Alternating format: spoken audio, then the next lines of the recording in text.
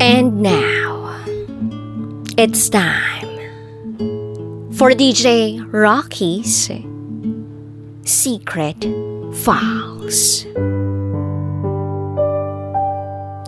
Mawala na ang lahat. Huwag lang ang iyong nanay. Itago niyo ako sa pangalang Aya. At ito, ang aking secret file. Tandang-tanda ko pa yung araw na nakikipaglaro ako sa kapitbahay. Nang bigla na lang nagsabi yung nanay ng kalaro ko na hindi ko raw nanay yung tinatawag kong nanay. Kasi lola ko raw yun. Umuwi agad ako ng bahay at umiiyak akong nagsumbong sa nanay ko. Sabi ko, "Nanay, totoo bang hindi kita nanay? Lola raw po kita." Sagot ni nanay sa akin, "Huwag kang maniwala sa kanila, anak. Ako ang nanay mo at wala nang iba."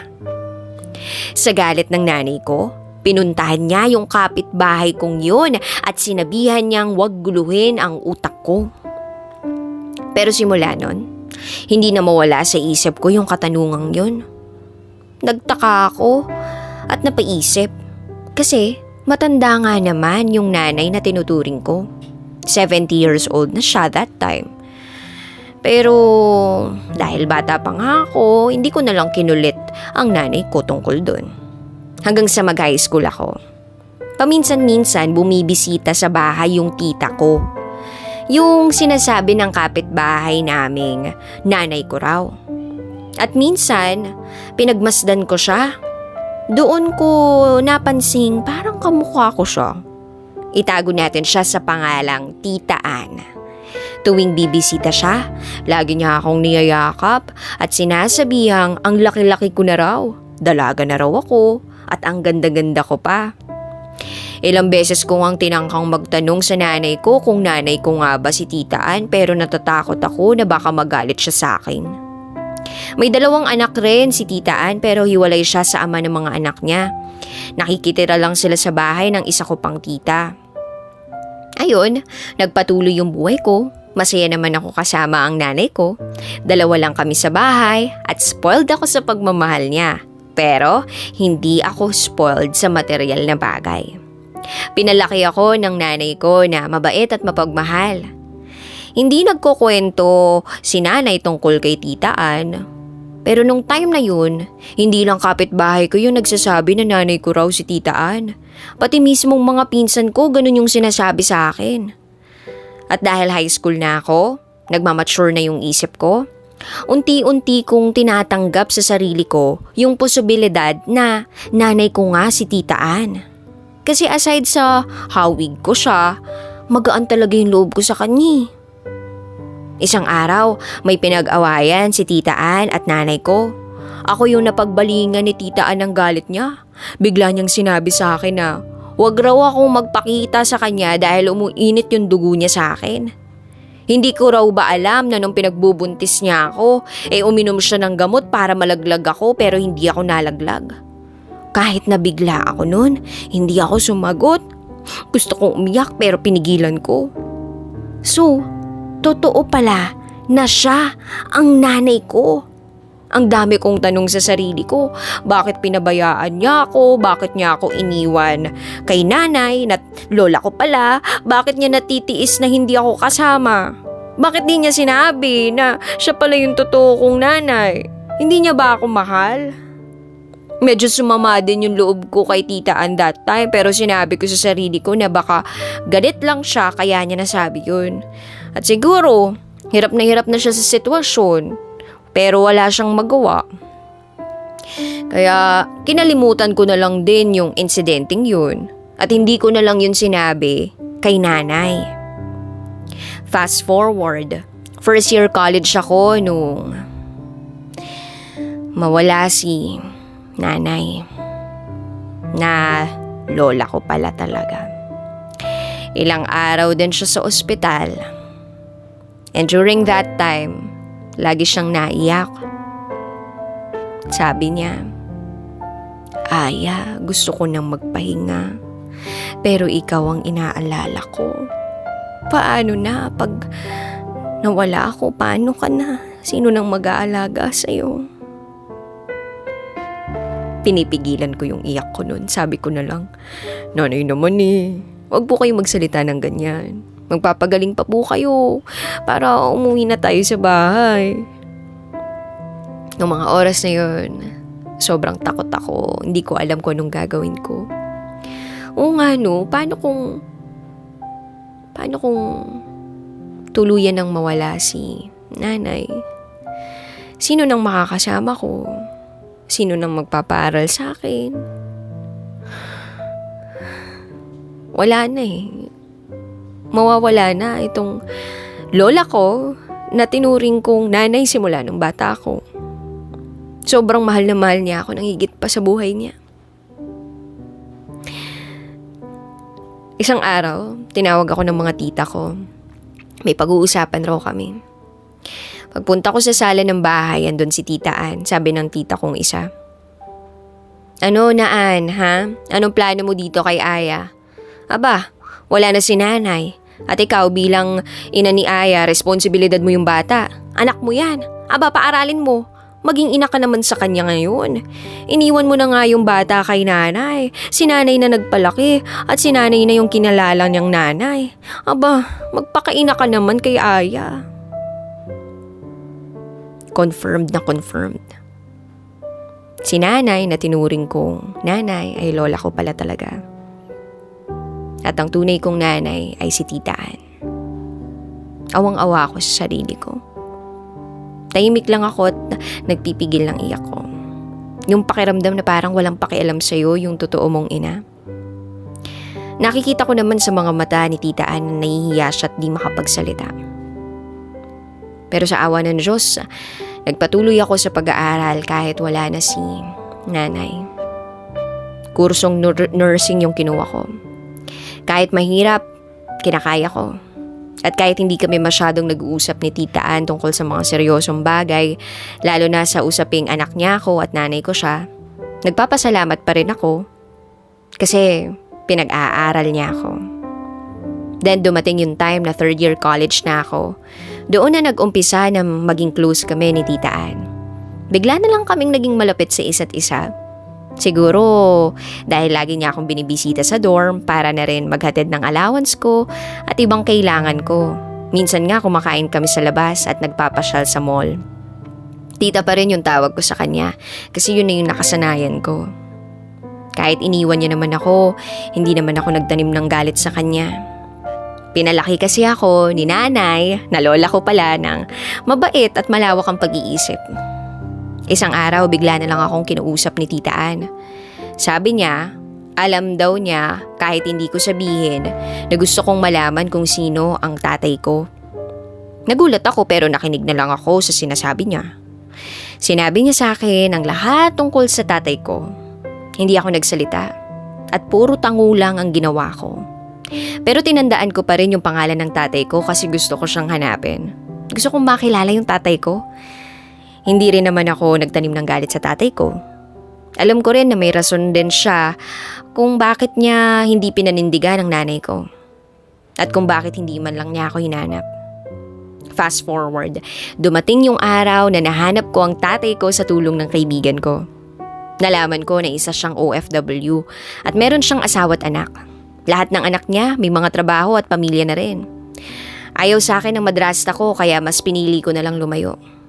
Ang tatay ko naman ay walang magawa kasi ayaw niyang masira yung pamilya niya. Pero okay lang yun, ang importante, nakita at nakasama ko siya kahit saglit lang. Humingi rin naman siya ng tawad sa akin at sa nanay ko. Kaya ayun, going back kay Tita Ann, simula nung sinabi niya sa akin lahat tungkol sa tatay ko, mas naging super close kami. Para kami magtropa, mag-best friend kumbaga. Sobrang saya ko noon kasi napagtanto ko na mahal din pala ako ng totoo kong nanay. Naging close ko rin yung dalawa kong half-sisters. Sobrang sweet namin ni Tita Ann. Sobrang lambing niya pala. Mahilig siyang makipagharutan sa amin ng mga kapatid ko. Lagi siyang nakangiti at palatawa. Kahit marami siyang problema, sobrang jolly niyang tao at masipag pa. Kaya nga, mas lalo ko pa siyang nakilala noong mga panahong yun. Fast forward, nakagraduate na ako sa wakas at kasalukuyang nagre-review for board exam. Walang katapusan din yung suporta ni Tita Ann para sa akin. Lagi niya akong dinadalaw sa dorm. Last na dalaw niya, Friday yun. At sabi niya, pagbalik niya ng Lunes, pupunta kami ng mall at bibilhan niya ako ng bag na gustong gusto ko. Araw ng Lunes, hinihintay ko yung pagdating niya. Pero sabi niya, hindi siya makakarating kasi meron siyang importanteng lakad. So ako, as usual, nagpunta sa review center. Mga 4:00 ng hapon, nasa center pa ako. Nang biglang mag-text ang pinsan ko. Sabi niya, after daw ng review ko, pumunta ako ng ospital. Hindi niya sinabi kung bakit. Hindi ko naman pinansin masyado kasi nakafocus ako sa pagre-review. Nung matapos ang review, niyaya ako ng friend ko na magsimba. So sumama ako.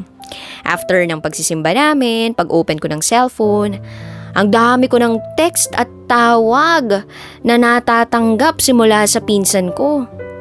San na raw ako? Bilisan ko na raw at pumunta na ako agad ng ospital. Nagtaka na ako, bakit? Anong meron dun? Basta pumunta na lang raw ako. Pagdating ko ng ospital, nakita ko sa labas ng emergency room yung mga tita at mga pinsan ko nagyayakapan at nagiiyakan. Nagtaka ako at sabi ko, anong nangyari? Niyakap ako ng pinsan ko at sabay-sabing, Aya, si Tita Ann. Pagkarinig ko noon, agad akong pumasok sa ER. Nakita ko si Tita Ann nakahiga. May tubo sa bibig. Napaurong ako. Gulat na gulat ako sa nakita ko. Panaginip ba to? Anong nangyari? Bakit? Sabi ng isang tita ko, na aksidente raw ang sinasakyang kotse nila Tita Ann at nabagok ang ulo niya at hindi na nagising. Noong mga oras na yun, para akong binagsakan ng langit at lupa. Kasi bakit ngayon pa nangyari kung kailan close na kami ng totoo kong nanay, kung kailan ramdam na ramdam ko na yung pagiging ina niya sa akin. At isa pa, hindi pa ako ganap na nurse. Paano ko paaaralin yung mga kapatid ko? Niyakap ko yung nanay ko. Sabi ko, lumaban ka. Huwag mo naman kaming iwan. Di ba? Sabi mo, bibilhin pa natin yung bag na gustong gusto ko. Magiging nurse pa ako. Bibili tayo ng sariling bahay at sasakyan, kaya gising ka na po. Pero wala siyang response. Nakikita ko lang yung luhang tumutulo sa gilid ng nakapikit niyang mga mata. Alam kong naririnig niya ako, pero kahit anong pilit niyang magsalita at kahit anong pilit niya na imulat ang mga mata niya, hindi niya magawa. Iyak ako ng iyak. Sabi ko kay Lord, sana ako na lang. Wag na sana yung nanay ko kasi kailangan pa siya ng mga kapatid ko. Wag naman yung nanay ko kasi gusto ko pa siyang makasama ng matagal. Babawi pa kami sa mga panahong hindi kami magkasama. Ang dami kong bakit na tinanong kay Lord hanggang sa wala nang magawa yung doktor. Kahit daw mabuhay ang nanay ko, parang gulay na rin kasi brain daw yung apektado. Binawian na nga ng buhay ang nanay ko. At wala nang masasakit pa ron. Habang nasa morgue ang nanay ko, nag-text ang mga kapatid ko. Nabalitaan daw nila na na-ospital si nanay. Tinatanong nila ako kung kumusta na ang lagay ng nanay namin. Sabi nung isa kong kapatid, Ate, di ba okay naman si nanay? Hindi ko alam kung paano ko sasabihin sa kapatid ko kasi yung isang kapatid ko nahimatay nung malamang nasa ospital si nanay. Ang sagot ko na lang, oo, okay naman si nanay. At andito siya sa tabi ko natutulog. Pigil na pigil yung pag-iyak ko habang sinasabi ko yun. Sabi kasi ng mga tita ko, wag ko munang sabihin sa mga kapatid ko na wala na si nanay. At baka mabigla at kung anong gawin nila. Kinabukasan dumating na rin yung mga kapatid ko. At hindi ko alam kung sino sa kanilang dalawa yung una kong yayakapin. Sabay-sabay silang naglupasay, nag-iiyak. Nakita nila yung nanay namin nasa kabaong na. Pinilit kong magpakatatag para sa mga kapatid ko. Sabi ko sa kanila na kahit wala na kaming nanay or tatay, hindi ko sila pababayaan. Biruin niyo yun. 48 years old lang yung nanay namin nung mawala siya. Ang dami pa naming dapat araw na pagsasamahan. At alam kong gusto niyang bumawi sa lahat ng pagkukulang niya sa akin bilang nanay ko. Mula nung namatay siya, ang motto ko sa buhay ay life is too short. Kaya kayo huwag kayong magtanim ng galit sa kapwa niyo. Kasi hindi niyo alam, muling kausap niyo na pala sa taong yun. At kay Tita Ann, sa nanay ko, dyan sa heaven, gusto kong malaman mo na kahit iniwan mo ako, o lumaki man ako na wala ka sa tabi ko, hindi ako nagalit sa'yo. Naging masaya ako nung araw na naging malapit tayo sa isa't isa. At proud ako na nanay kita. Gusto ko ring malaman mo na isa na akong nurse. Oo, isa na akong nurse. At napatapos ko na rin ng pag-aaral ang dalawa kong kapatid. At sa kursong pangarap mo para sa kanila. Kaya sana kung saan ka man, sana masaya ka. At sana, proud ka sa amin ng mga kapatid ko. Kasi kahit wala kaming nanay at tatay, na-survive naman namin ang buhay. Sobrang hirap mawalan ng mahal sa buhay, lalo na kung nanay mo mismo ang nawala. Sabi nga nila, mawala na lahat, wag lang ang iyong nanay. Dahil walang papantay sa pagmamahal ng isang ina. Lahat ng nangyayari may dahilan. Pero minsan, naiisip ko pa rin. Anong dahilan bakit nawala ang nanay ko ng ganun-ganun na lang? Kaya sa mga listener dyan, pakita nyo sa nanay nyo na mahal nyo siya. Lagi nyo sasabihin yung salitang I love you habang naririnig niya pa yung salitang yun. Huwag nating baliwalain ang nanay natin dahil sila ang dahilan kung bakit nandito tayo ngayon sa mundong to. At kahit gaano man kasakit ang pinagdadaanan natin sa buhay, lagi tayong manalig sa Diyos at magtiwala sa Kanya. Muli, ako si Aya at ito ang aking secret file. Always your number one FM radio station. Love Radio. Kabisyo, nakarelate ka ba sa secret file na binasa ko? Kung nakarelate ka, mag-subscribe ka na dito sa aming YouTube channel at pindutin mo na rin ang notification bell para updated ka sa mga susunod na episodes ng DJ Raqi Secret File.